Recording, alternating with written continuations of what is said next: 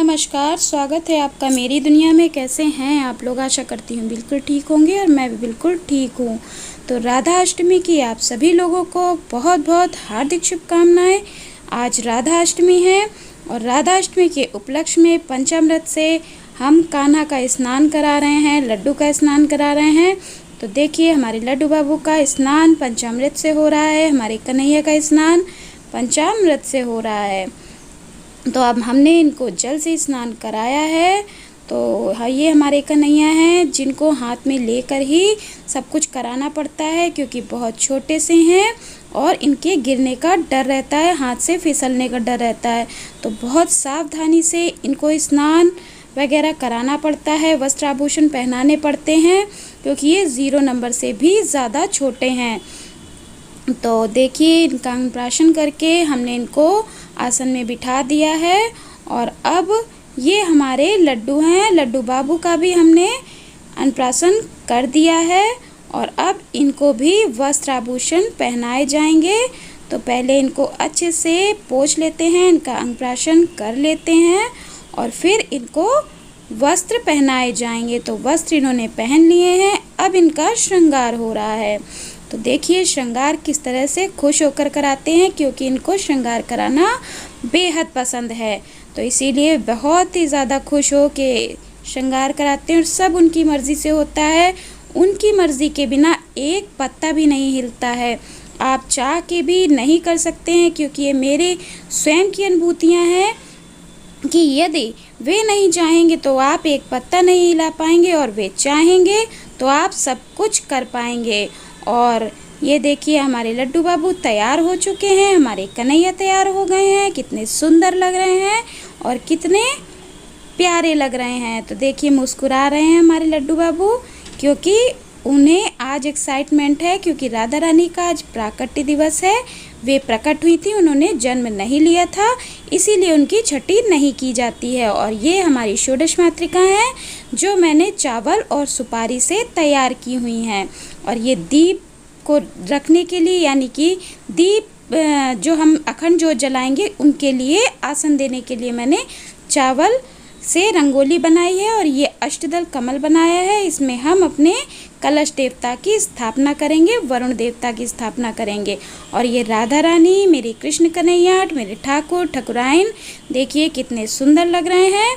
और blue dress हमारी राधा रानी का सबसे फेवरेट, मतलब कि ब्लू कलर ही उनका बहुत फेवरेट कलर होता है।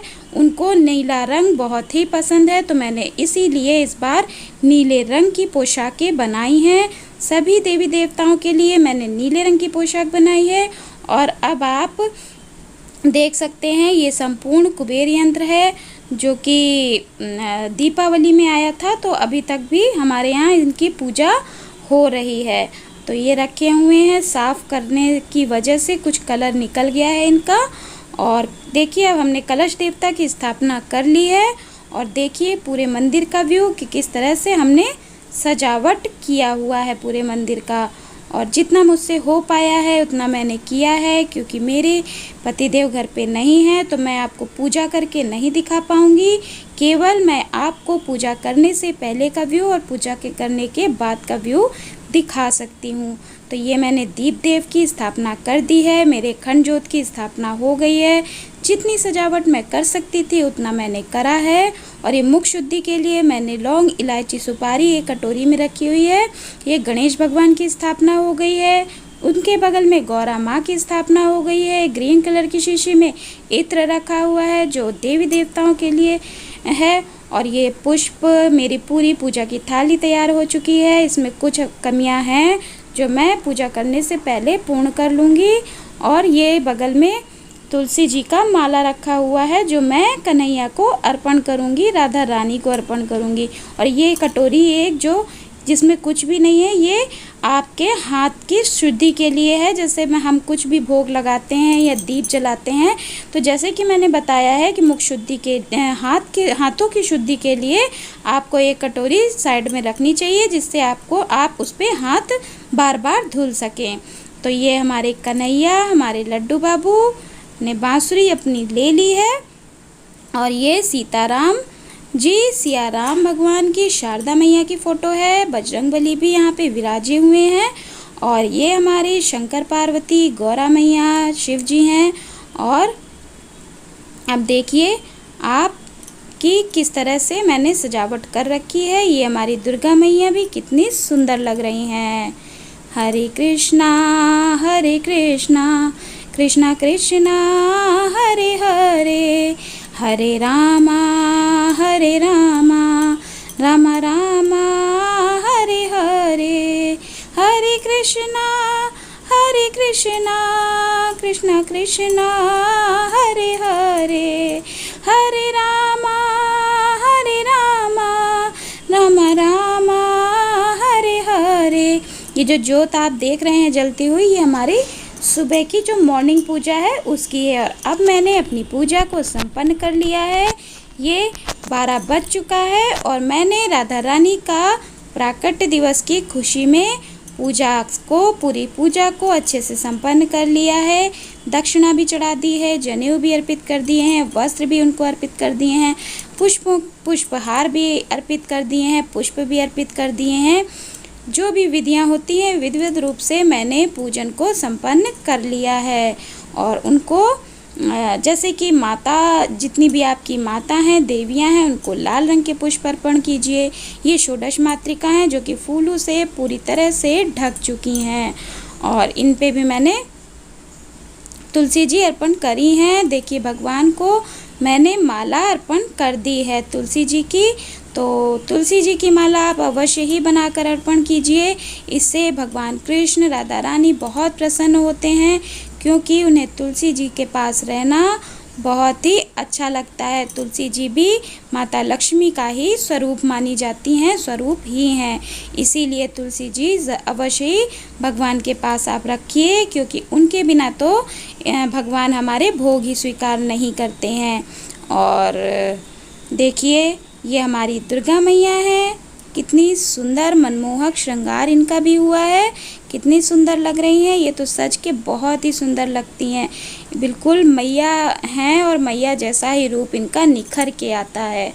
और देख सकते हैं आप पूरा व्यू पूजा होने के बाद का। और जितनी भी मालाएं देवी देवताओं को अर्पण मैंने की हैं वो अपने हाथों से मैंने बनाई हैं।